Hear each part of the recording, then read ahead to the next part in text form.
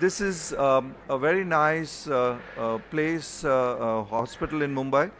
And Gireesh has got a live case, and I'm told it is the upper limb. And I will leave it to Gireesh to tell us more about this case and take it up from there and what he's doing and what the plans are. And we'll see the whole case happening in front of us.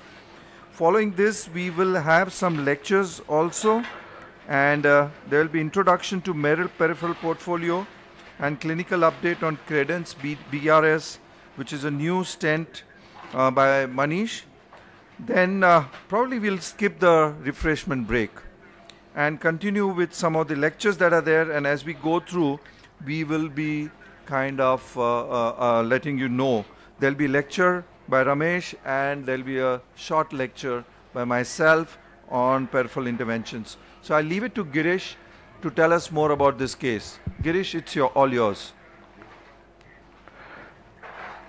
Good morning. Thank you very much. Welcome to a rainy Bombay. Can we have We've had a cyclone here, just a minute, so Gireesh. it's the last 2-3 days. Voice? Yeah. Just a minute, Gireesh. The voice here is a little low. I'm sure the audience. Yeah. Yeah, now we get it. Yeah, Gireesh, you can continue, please. Yeah. So welcome to a very wet Bombay. We've had a cyclone here, and it's been raining last 2-3 days.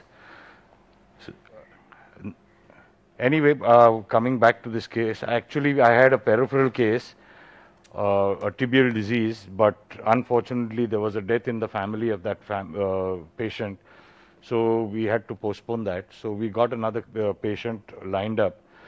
This is a Nepali man, 46-year-old. I think the presentation is must be on your screen. Yes. He's got left upper limb digits critical limb ischemia. He says he's been having it since the last 2-3 months, and he had been sitting on it because we're taking some local medication in Nepal. Now he has come with gangrene of 2 fingers. I'll just show you the picture. He complains of pain and discoloration. And the Doppler, which was clinically, when I examined him, I could not get his brachial pulse. I could not palpate his axillary, so I thought it was a subclavian stenosis. Which is often the case. Finally, Gireesh, I did the angiogram. I'll show. Yeah. With So I'll just show the hand. Yes. You can see the hand here. Yeah, he's a chronic smoker. So this is what commonly happens. He says he's given up since the last 2 days. That's usually the case with most of these smokers, yeah? And we often see this subclavian osteal lesion in these smoker patients, younger ones, and this looks more of an embolic, right, Ramesh? You would think these are all small emboli which have gone. I think so. It was embolic, but yes. Yeah, but I'll show you the angio now. What I've done. Okay. Yes. Can you focus on the screen, please? No, from the first.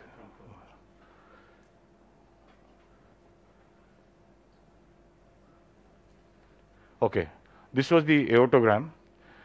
The subclavian looked absolutely fine, which was surprising to me. Yes. So I did a selective. You can see that the subclavian looks pretty okay. Yes. The axillary also seems okay. Proximal brachial looks okay. Here the brachial looks fine, but there were so many collaterals, I knew something was wrong below. Right. And here, no, show the next run. Show the next run again. No, next run. Next. No, next. One more. No, sorry. Previous. Okay, so here you can see there is a total cutoff of the brachial. That is why I couldn't feel the brachial. I couldn't feel the radial or the ulna. Now, looking at the history, it was pretty obvious that this was now a chronic lesion. Yes. In such a situation, there are already collaterals. He still has gangrene. So I was my way of thinking is, what would be your approach? Yeah, I mean, I will leave it to the experts here to tell us if you think something. It looks definitely chronic one. Yes, sir. Just a minute, Gireesh. We are kind of just, yeah. Yeah, yeah, yeah. We're just having a small little discussion here. Correct. Yeah, because No, that's the idea. So that Yes, there is no plaques in the entire vessel. yes, For the reason I think it's an embolic problem. Okay. Because there is collaterals. yes. I think it's an embolic chronic problem. Right. And we need to check in the heart if there is a source of embolus or something like that. Yes. And of course, I have done an echo, Okay. So the cardiac. and the echo is normal. normal. The echoes are normal. The other thing that could come such a place would be a traumatic or a dissection there Double- with a secondary thrombus. double Again, it. something which is chronic. Obviously, yeah, Gireesh, you tell us your point now. So we have two things: cardiac, or there could be a traumatic. So I'll dissection. just show you. Yeah, Hypercoagulable I'll show you the state. distal runoff also. Just show Yes. the previous. Go up. No, next. Yeah, I'll just show you next, please. Yes, we can see that. I'll show you the distal runoff. Yes, The radial looks pretty good. yes. Ulna is feeling very poorly, Poorly. Again, some and distal the thrombus. intraosseous also is little better than. Yes. See, this is what the circulation at the wrist is. Yes.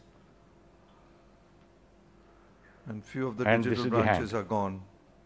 Yeah, so again an embolic episode there. Correct, So correct. something in the brachial, again chronic, acute on chronic Correct. episode, and you could go in very easily with your wire, Gireesh. Can we see that picture that you were crossing the lesion? No, I'll just show it to you. Just show that road map which I'd taken.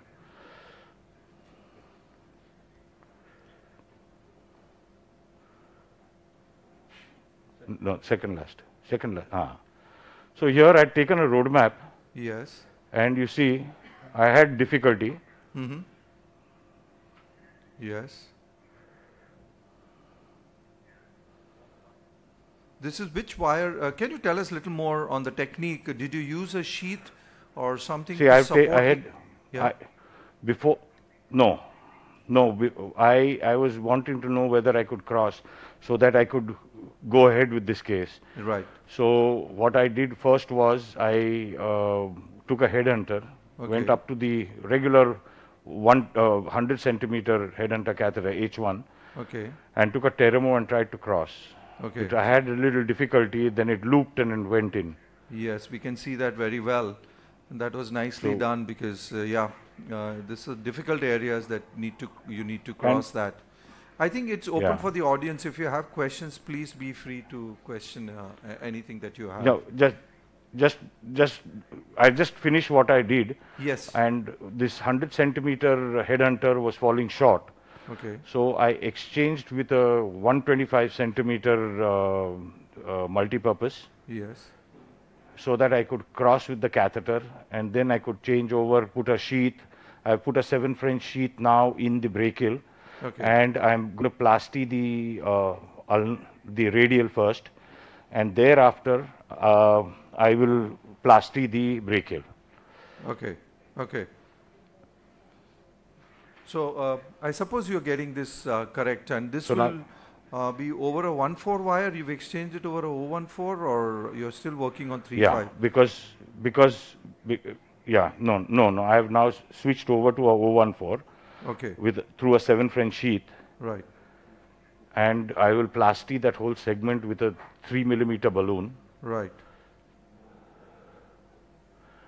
and see what the result is, and thereafter maybe upsize the balloon. Gireesh, couple of things.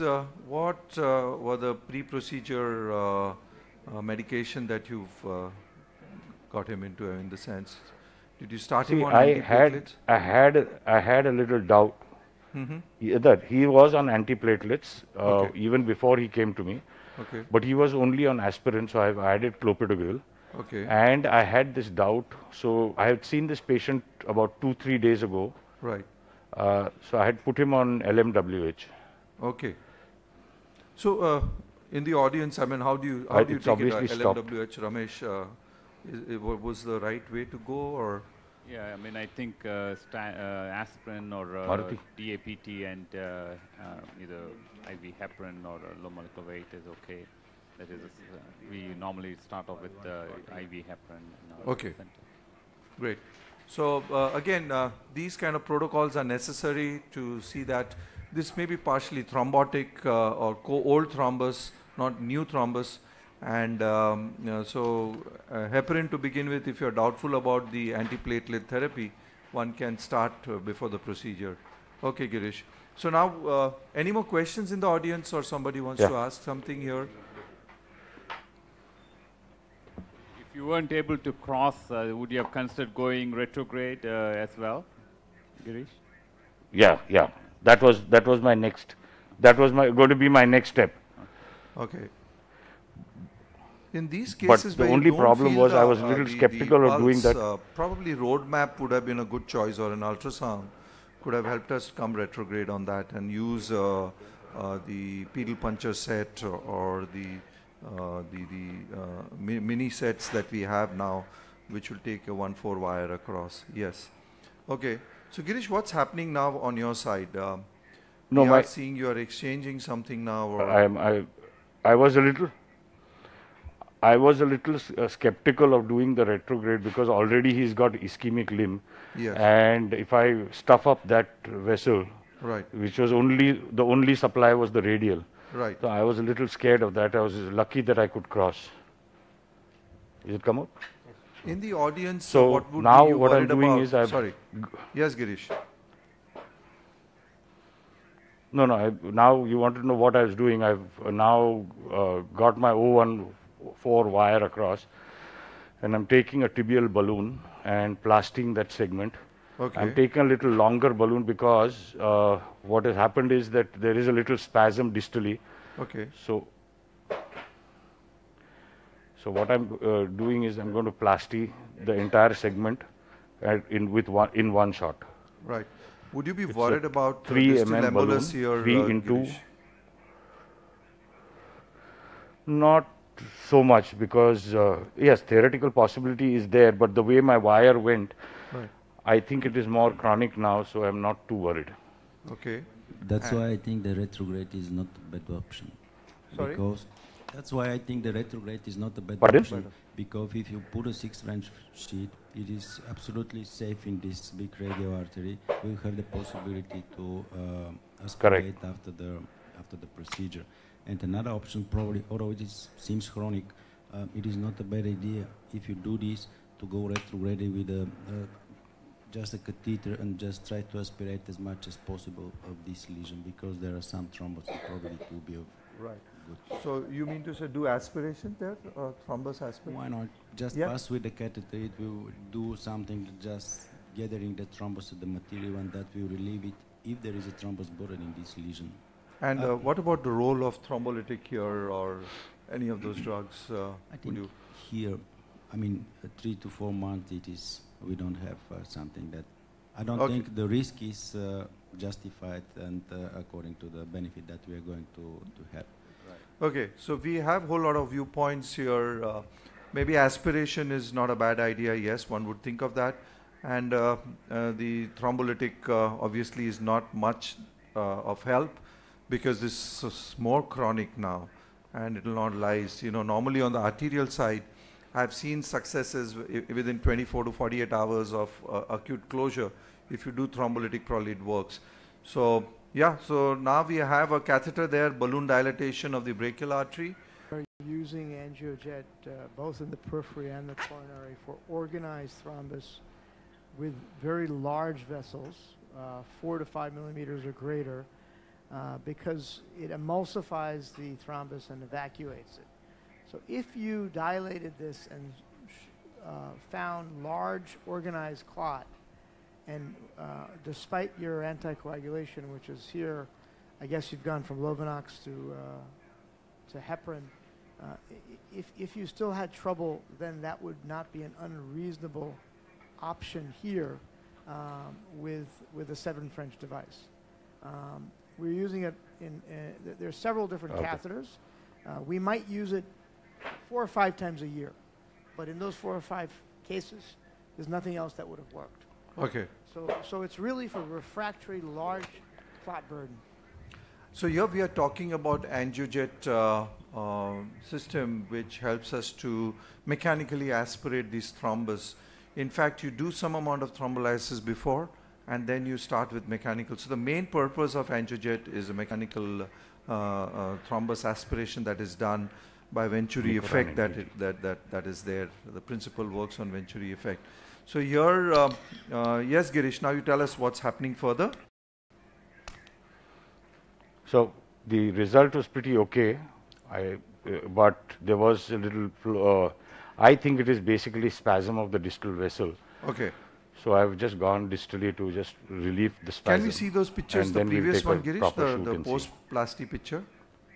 Yeah. Maruti, just can you show me the previous? See, this is the angio post. Yes, the segment plasty, which we wanted to open has just opened up in segment. the brachial area. Very difficult area anyway, because this is across the joint and you don't have much options there. But yes, the distal flow has slowed down, and that is what you're trying to balloon dilate at that segment. Yes, Gireesh.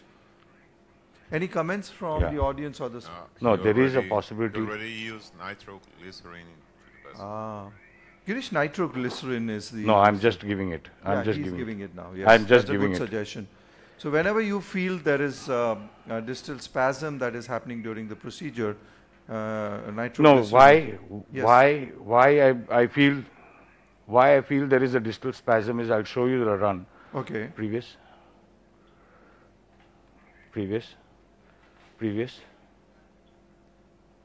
Okay, next. There it is. See this one. run. This one, yeah. When I'd crossed. Yeah. Probably here you felt this won't work on you. So there is a definite spasm there. There, yeah. Distally, yeah, there is a spasm, probably catheter wire induced. Okay. So now what is the state now, Gireesh? Yeah. So I've just balloon dilated that segment. Okay. A low pressure. Yes. How often you all do balloon dilatation if there is a spasm? I mean, you've done NTG or, but then you spasm there. Have you used balloon to open that segment? No. No, you don't. Anybody in the audience, or Manish and Ramesh? Yeah? I mean, I think sometimes resistant spasms can be relieved with a little slow and lower inflation with the PTC, with the balloon. Yes. We've often done that in the peripheral, and neuro is another area that we keep on doing this. And I know it sometimes is, sounds a little funny that it's primarily because of the stimulation of the wall and you're getting a spasm and you're further stimulating it. But low pressure dilatation has helped sometime to open these flows rather than having a thrombus on. Yeah, now look at that. So after, so this is Gireesh, dilatation and NTG both, right? Yeah. Okay. After I deflated the balloon, I withdrew the balloon and then gave NTG. Fantastic. So this Nicoran and NTG. Perfect. So this looks really nice. And well, how is the heparin going on, Gireesh? Heparin, I've given a bolus of 5,000. Okay. Any suggestions from the audience and so the now experts? I've not. Yeah, so a couple of things about vasodilators is that when you have sluggish flow, giving vasodilators at the tip of a guide catheter doesn't get it to where you need it to get.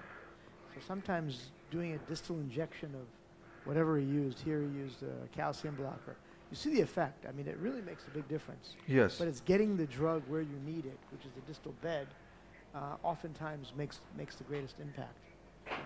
As far as heparin, we would check in what we call an ACT, activated clotting time, and really shoot for something like 250 seconds. Okay. We find that heparin dosing is so variable. Right. So that, in these cases, giving it, you may have 300 or you may have 150. Yes. You really want to make sure you're therapeutic. Perfect. So yeah, at this point, continuing with heparin dose is always worth it. And you've seen that various measures taken to relieve the spasm here. This across the joint is always a challenge for interventionists. And what happens in these patients is you can't use stents, especially at the elbow where there is an acute bending over there. And so you have a problem there. What about drug-coated balloons? That's a good point that I want to just make it across. The drug-coated balloons, in a case like this, would you suggest? Gireesh, your idea on drug-coated balloon, do you have it in mind or you've totally negated it? No, I have them. I have them in the department, but I don't think this is thrombus. Yes. So by using a drug-eluting balloon, I don't know how it is going to help in any way. Yeah, my choice, Gireesh, never to use drug-coated balloon in this. There's a thrombus there, and we know the drug is known to induce more thrombus, and we've burnt our fingers actually, and then we've learned this. No, but I mean, of course. No, Vimal, that accepted. But okay, the most important thing is, what are we using the drug-eluting balloon for? For preventing neointimal hyperplasia. Yes. Here we have a chronic thrombus here. Right. So obviously there is no role. So did you see the shoot afterwards now? Yes, we are seeing it in the palm there. The arch is forming. Yeah, we have digital branches. So no, I'll just show you the previous issue. Yeah, so we filling up much better previous. Okay, so now this is what it was above. There is a little bit of residual stenosis that I am seeing at the bang across the elbow. Yes. I think it's in the next picture, but the flow is pretty good. Yes. Show me the next run. So this is at the forearm, just above the wrist. Yes. And the next. And if you see the hand, of course he's moved his hand. Yes. But the washout is also much better than what it was before. Right. Right. So now I'm just planning that maybe the brachial segment I might use a bigger balloon and plasti it. Okay. So yeah, we should see that what is happening in that territory. And for this worry of distal embolus in case. Yeah, Gireesh. Yeah. So for this, when you're worried about distal embolus, do you like to use filters here in these kind of patients, Gireesh? Pardon? Filters for preventing distal embolus if you're worried about it. I'm just putting points across, we may have these kind of devices with us and we would like to use it. Here in this case, it's a brachial territory. You may have it in the tibial territory. Would you use it with a single vessel runoff? Is there a role for a filter? Yeah, but the thing is that it's so small an artery. The smallest filter we have is 4 millimeters. So this is, I don't think, beyond a 3 millimeter artery. Right. So, yeah, I mean, here, if it was a fresh lesion, I would have said yes, I'd use a filter. Right. But otherwise, I would be a little apprehensive about using it because of the size, basically. Right.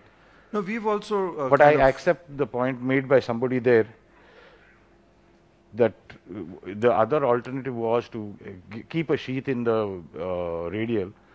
So that in case there is any thrombus that flies down, you can capture it within the sheath and aspirate it out. Makes sense, but I was pretty confident that I don't have to worry about this problem of distal embolus.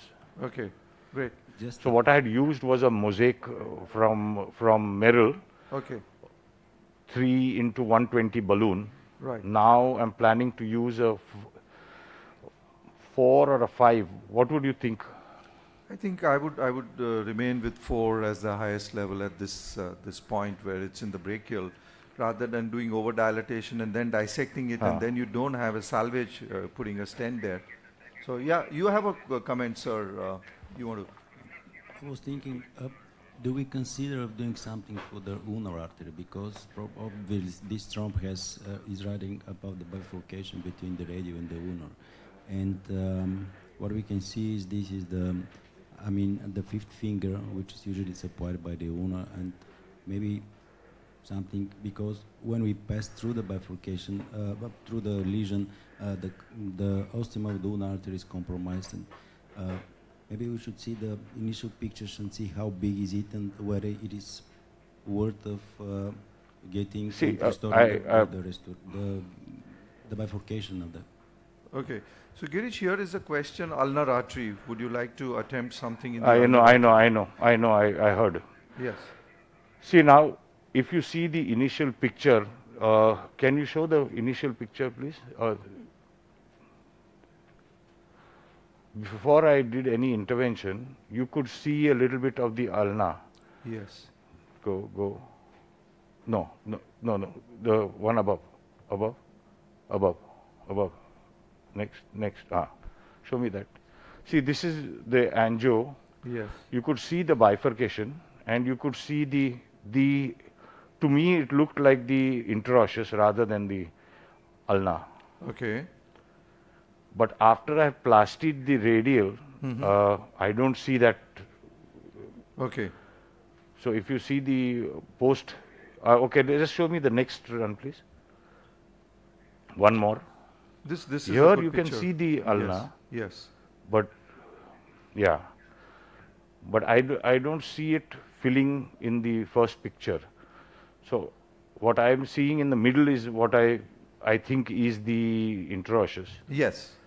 That's the interosseous, and the ulnar is on the side, which is small because of poor perfusion there. Correct. And it's sluggishly going down. Correct. So what happens in the once I plastic, you have the radial and ulnar looking after the hand.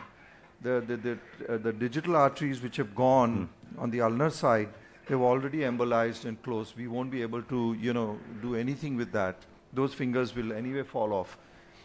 You have to just maintain a good flow in the arch. And yes, Gireesh, we don't have you on the. This is who's assisting me is Chico Mall, who's the sister assisting me. This is my fellow with me, Dr. Pradyumna Reddy. Yes. And where's Maruti? So thank you all. And I want to see Maruti again. Maruti, just Maruti. Oh, Maruti has been, working with us for a long time. That's the chief next. Always smiling. So that's wonderful. Maruti, thank you. So that was great, Gireesh. We really had a good case, and a difficult case for sure, a difficult territory. Thank you very disease, much. Well handled and a good result. Thank you again, and Gireesh. Yes. Unfortunately, I couldn't be there to meet Manish, but maybe some other day. Yes.